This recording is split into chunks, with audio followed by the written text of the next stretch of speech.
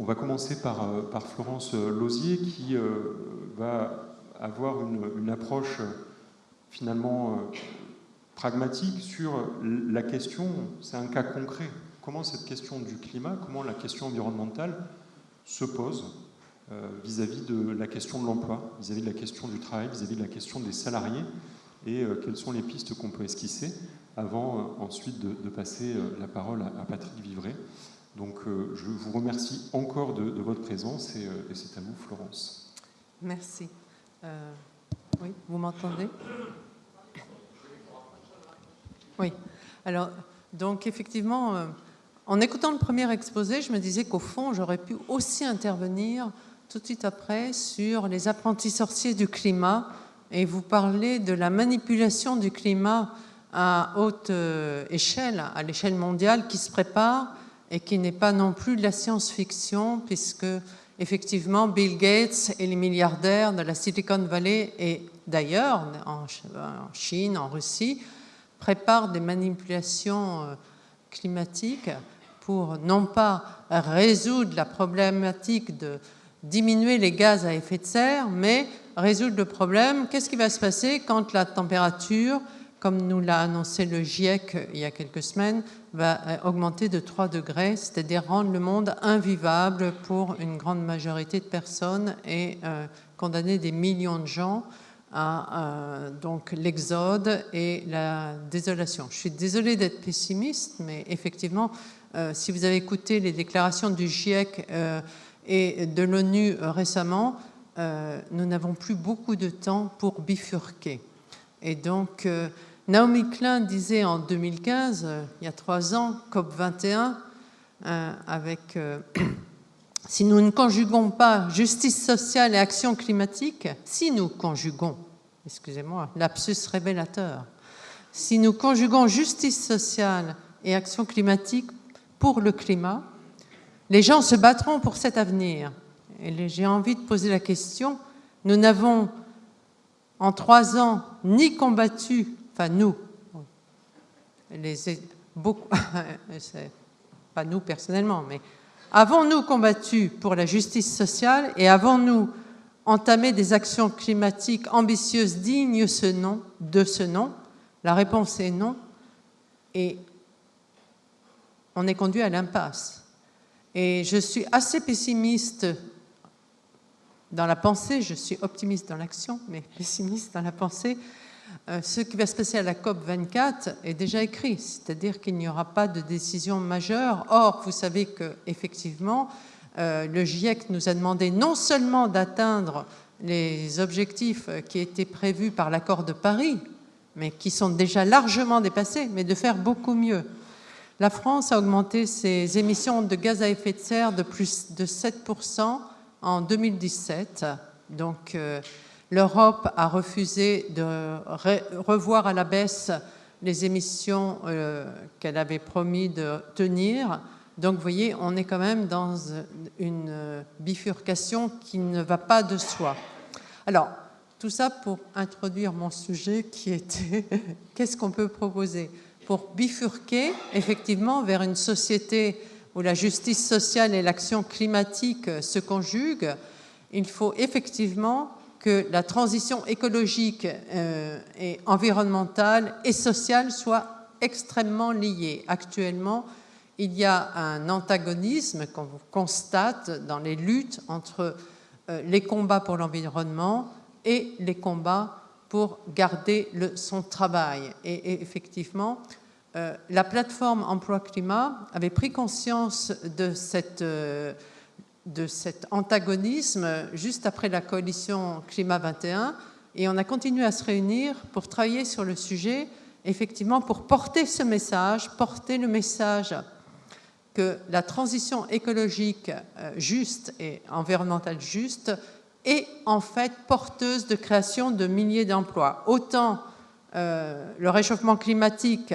va faire perdre des millions d'emplois sur la planète, il n'y aura pas d'emplois sur une planète morte, autant effectivement la transition, si elle est pensée et mise en œuvre très rapidement, peut créer des millions d'emplois. Alors on a travaillé à l'échelle, donc avec des organisations environnementales, des organisations syndicales, des organisations citoyennes, comme ATTAC par exemple, qui a été à l'origine de la plateforme, pour effectivement étudier toutes les études qui avaient été faites, au moins en France, mais il y en a dans le monde entier, hein, donc on n'est pas les précurseurs, mais qui étaient faites dans notre pays pour montrer qu'effectivement, la transition énergétique, c'est-à-dire sobriété énergétique, efficacité énergétique, permettant d'utiliser pour cette énergie sobre et efficace les énergies renouvelables, c'est-à-dire se passer entièrement des énergies fossiles,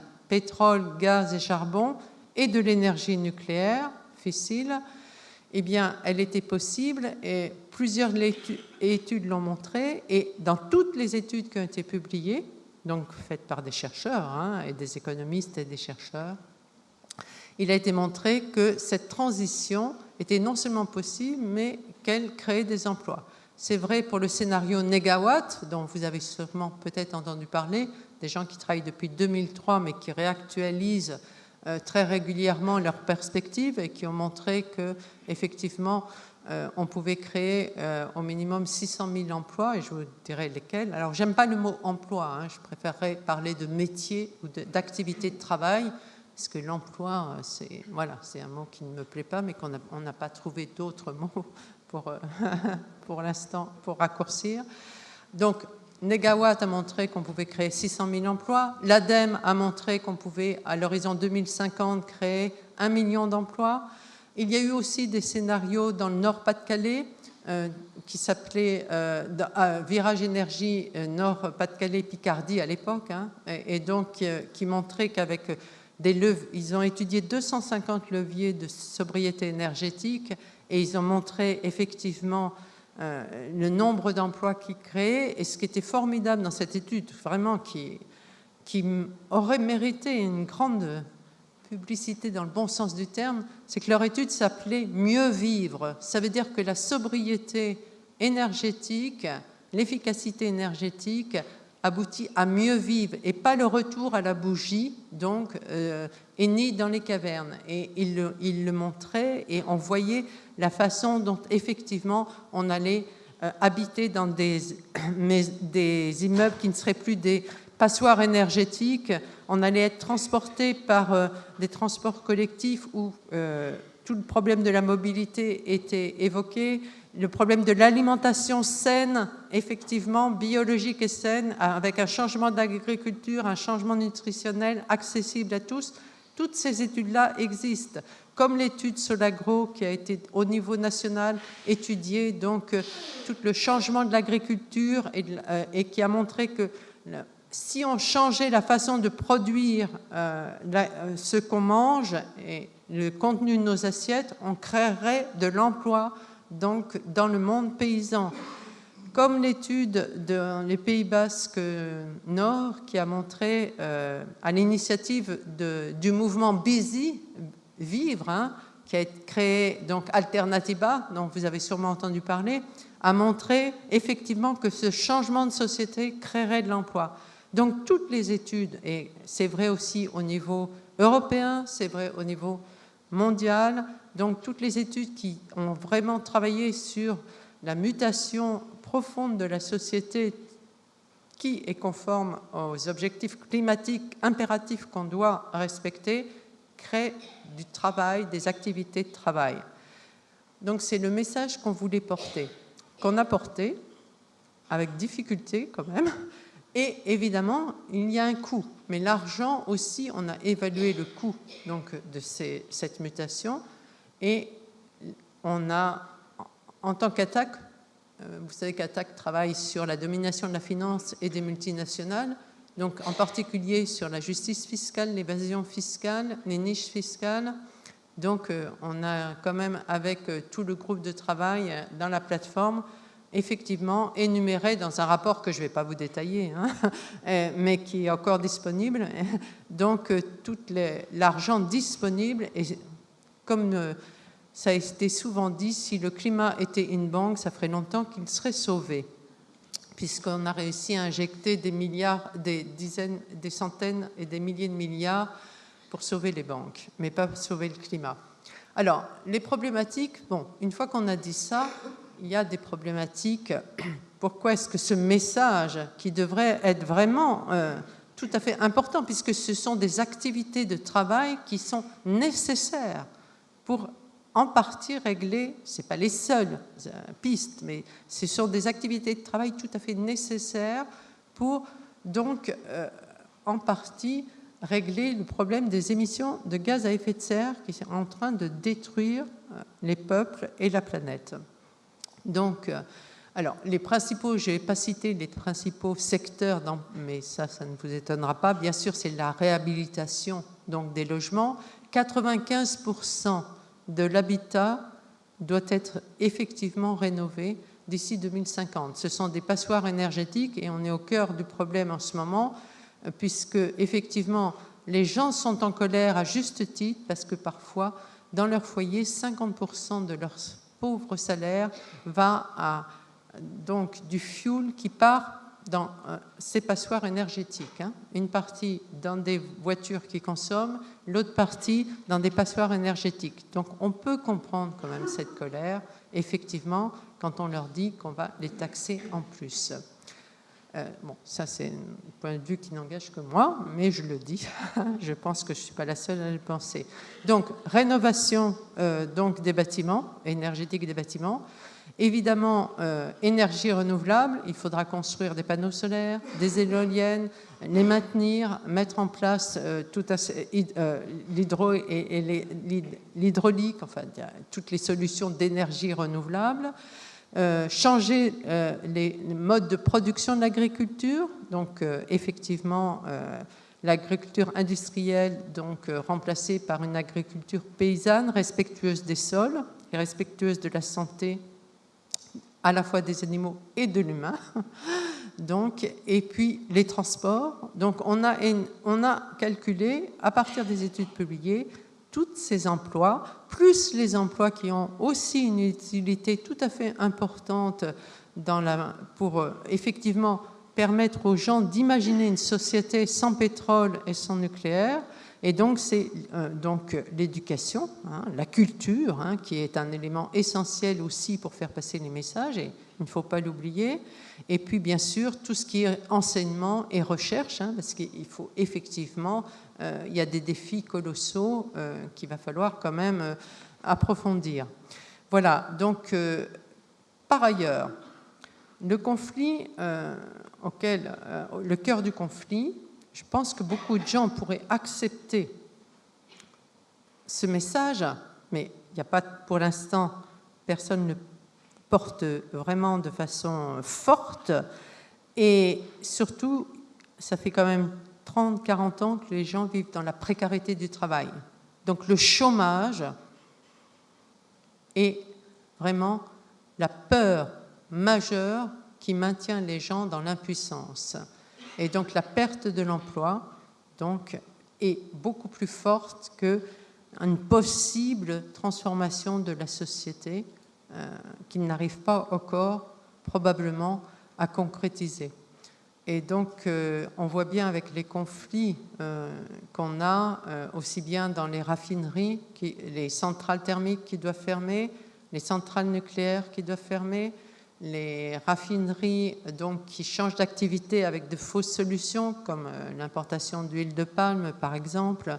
On voit bien qu'effectivement, ces salariés luttent pour garder leur emploi. Ils sont soumis à une triple peine, en fait. C'est-à-dire qu'ils ont, pendant des années, vécu dans des entreprises qui les ont exposés à des risques majeurs. Les salariés, pour moi, sont les sentinelles de l'environnement. C'est-à-dire que on n'a qu'à se rappeler de l'amiante, hein, donc, ou du plomb, etc. Donc, effectivement, il suffit de connaître le monde du travail et d'y avoir un peu passé du temps, comme ça a été mon cas, en fait, donc, pour s'apercevoir que les salariés sont les premiers victimes des problèmes toxiques environnementaux.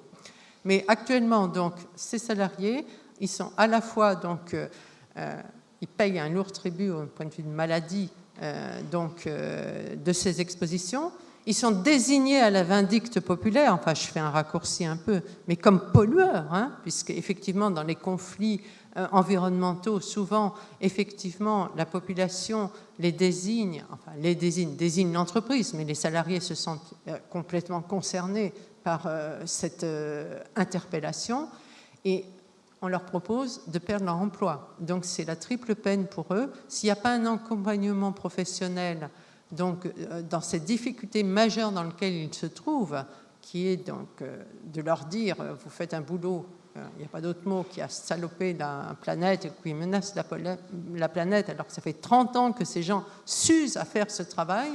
Voilà. Et c'est ce conflit-là qu'on a du mal à résoudre et que parfois les associations ne savent pas s'y prendre. Hein. Donc les associations qui s'occupent de la protection de l'environnement ne savent pas s'y prendre. C'est-à-dire qu'effectivement, chacun défend son... On ne voit pas qu'on est dans le même bateau et qu'il y a une façon de s'y prendre qui est probablement pas d'opposer les gens. Opposition qui arrange bien, d'ailleurs, effectivement, pas mal de gens et qui est entretenue. Hein. Donc on peut dire que les conflits, on voit avec effectivement le mouvement actuel. Hein. Donc je ne vais pas rentrer dans les... C'est pas l'objet du... À la fois, c'est pas l'objet, mais bon, si effectivement on oppose Gilets jaunes et Marche pour le climat, par exemple, qui devait avoir lieu à la fin de la semaine, voilà. Hein, si la manipulation, ou si on se laisse enfermer dans ce piège-là, eh bien, on peut prédire que dans 10 ans, on aura effectivement la manipulation à grande échelle du climat par une toute petite poignée de gens et que ce sera absolument la stratégie du choc. Voilà, je crois que j'ai peut-être tenu les temps.